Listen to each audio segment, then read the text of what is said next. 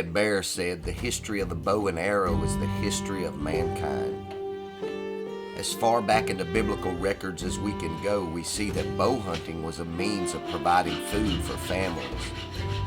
And even though bow hunting has progressed so much in the last few decades, there is something nostalgic about putting your hands on a piece of traditional archery equipment and trying to outsmart a white-tailed deer.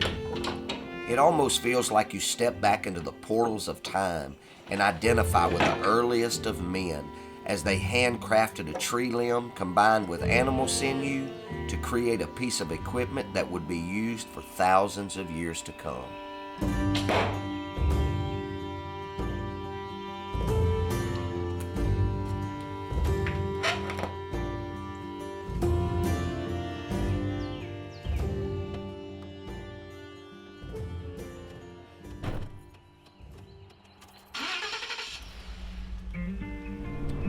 Today we're headed to Crossett, Arkansas to visit with a good friend of mine, Mr. Edgar Chesser. Edgar is a longtime resident of Crossett. He is a retired electrician. He worked in the local mill there before most of the mill shut down. But the good thing about Mr. Edgar is he is an avid traditional bow hunter. I mean a diehard man. He's hunted all over the United States and Alaska with traditional archery equipment, and he loves to tell stories. So we're going to go visit with him today and see what he has to say about hunting with a longbow. This bow right here, my aunt died about the time I started bow hunting, and back with recurves and longbows, and her name was Aunt Dove, and she lived in Denver, Colorado, and she left my daddy a little bit of money, and then my daddy passed away about a month later, so I just took a little of that money and ordered me from Thunderhorn. Dwayne Jessup out in Montana built me this bow, Spicati and Wenge, and it's a 56 pounds, and I love it, and I named it Aunt Dove. You can got it written on here somewhere. Aunt Dove on it right there. Also got me a tape. I said, "Don't make one suffer." Well, it didn't take Edgar long to start sharing stories about all of the gear that he had laid out waiting for my arrival. And I have to say, it was very intriguing listening to where he got all of these heirlooms and artifacts from the past. But the one thing I wanted to hear was the story of his favorite traditional archery kill. But anyway, the opening morning, the night before, the guides asked our expectations. I said, well, I'd like to get close enough to a caribou to get a shot. You know, that's all I want. I don't have to have one. I just love to have the experience of getting a shot at once. It'd be my fault if I don't get it. Well, opening morning, everybody was being assigned to their guides and stuff, and Charlie, which I had a picture of a while ago, I showed you. When I come around the corner, he looked at me with that recurve bow, and he said, "Oh my, what me got." Everybody was walking out with them stainless steel rifles and scope. Oh my, what me got. Anyway, he was a big old burly Frenchman, and didn't have a couple of teeth.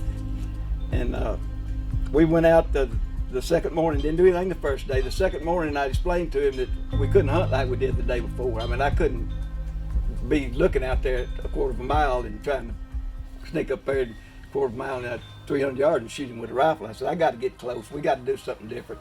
So we went to a little thicker place, and we stopped a couple places in Glass, and he said, "There's your caribou right there." We had 2 cows with it. So I said, we got out, walked down there pretty close, about 250 yards probably from them, that grazing like cows. And I handed my binoculars and my backpack to Charlie. I said, "Charlie, sit right here."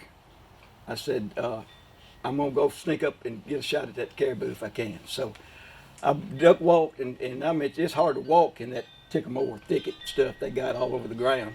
I would duck walk and crawled on my hands and knees for that 200 yards with a bow and arrow. And I got up close enough, I was hearing them chomp. I was behind some bushes and stuff. And I got my arrow ready, and he was just broadside like 25 steps.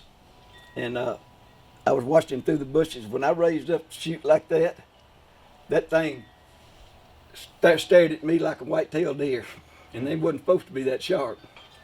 And of course, it's scared me, and I just shot. And I shot over him. I reached and grabbed another arrow, and I shot over him again.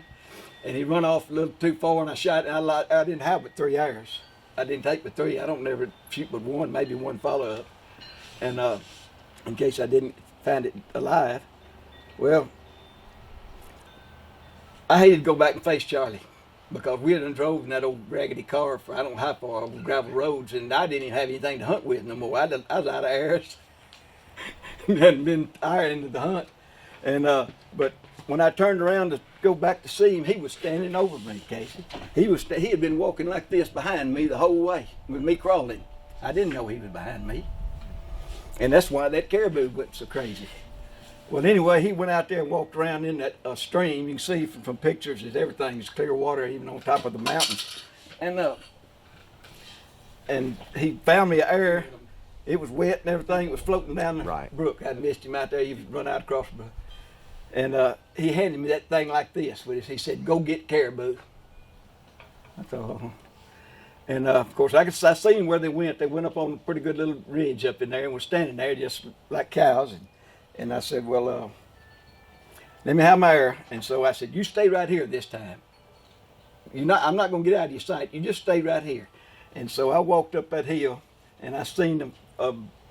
There's big trails out there where they traveled. I seen a trail that they was on. It was facing, and I could see it over there. And I crawled over there and got behind a bush. And here they come, just perfect, right down that trail.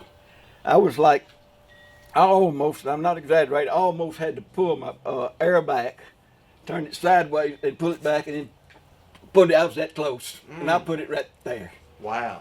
Well, I thought, and he run off like they're supposed to when you shoot them. Yeah. Well, I motioned for old Charlie to come up there. Well, he come up there, and he said, "You missed him?" I said, "No, I got him." I said, "See the arrow hanging in him right there?" He said, "It didn't go in very far." I said, "That's the other side." I said, "It's the fletching is hung in him. It's gone all the way through him." Well, we sit down to eat at lunch. I said, "I will have another arrow." So we just sit down, and I said, he broke out our lunch, and it was pork and beans with this much fat and cold on the top. And he sat out there and he spread it out, and we started eating it. I couldn't eat mine because of all that grease, and Brenda cooks better than that. And I handed it over him. He just ate it up, and directly he looked. And he said, arrow oot," and he'd seen the arrow fall out of the caribou. Was standing there, and the arrow just fell out, and they started walking off, and they went out of sight. And we took off down there, and he got my arrow. He washed it back off again, took his file out of and hit it a lick or two. I said, "Sharpen it up for a bit. You sharpen the knife." I said, "Hit it a lick or two." And then I had one arrow, and we went after the caribou again. I saw him go behind a little mound, a little brushy place. The 2 cows came out, but the caribou didn't. And so I walked around there, and I seen him down. But he's on his knees, and that like that. And I walked around to Charlie, which was just right there. I said, "Charlie, he's down." He said, "Is he dead?" And I said, "No, but he's fixing to." He said, "Well, shoot him again." So I walked up there and shot him again, and of course, he went run off that time. It was blood spewing everywhere, and it fell, and that was Wow. And that had to be that was a good hunt. Now, how many years ago was that? That was in year 2000. Year 2000. Right. There's no doubt that Edgar has a passion for the past and a desire to maintain the purity of the hunt. Deer hunting with a longbow or a recurve seems to keep the passion alive for him. His enthusiasm for killing a deer with traditional archery equipment is contagious and inspiring. As a matter of fact, just listening to him tell his story brought me back to southeast Kansas to my very first traditional bow kill.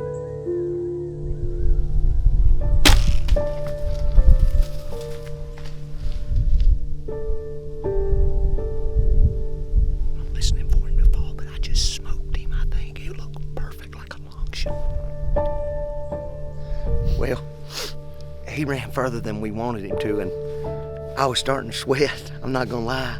Blood started getting more and more the further we come down this hill, and then Frederick looks up and said, "There he is, buddy, there he is." So we're about to go get my first recurve kill, and it's a stinking stud.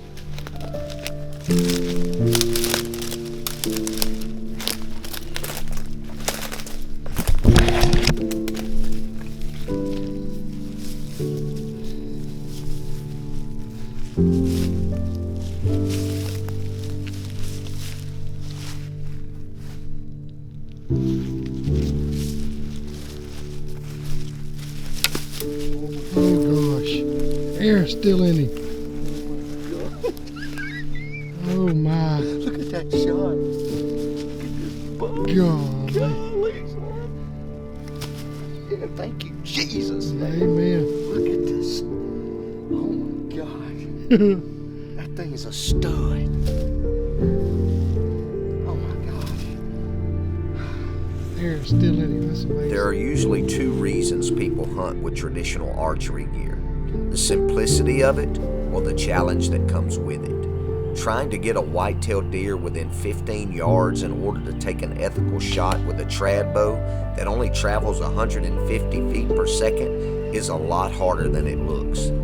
It is so hard that it finally forced Hollis Allen in 1966 to engineer the very first compound bow. Allen was stated in an interview that he got tired of deer ducking his arrow. So he gathered some wood, strings, and pulleys and invented a bow that would change archery hunting forever. And while the modern advancements of the compound bow have certainly made hunters more efficient, as time goes by, it seems that more and more hunters are starting to chase the past and try their luck with what old-timers call the old stick and string.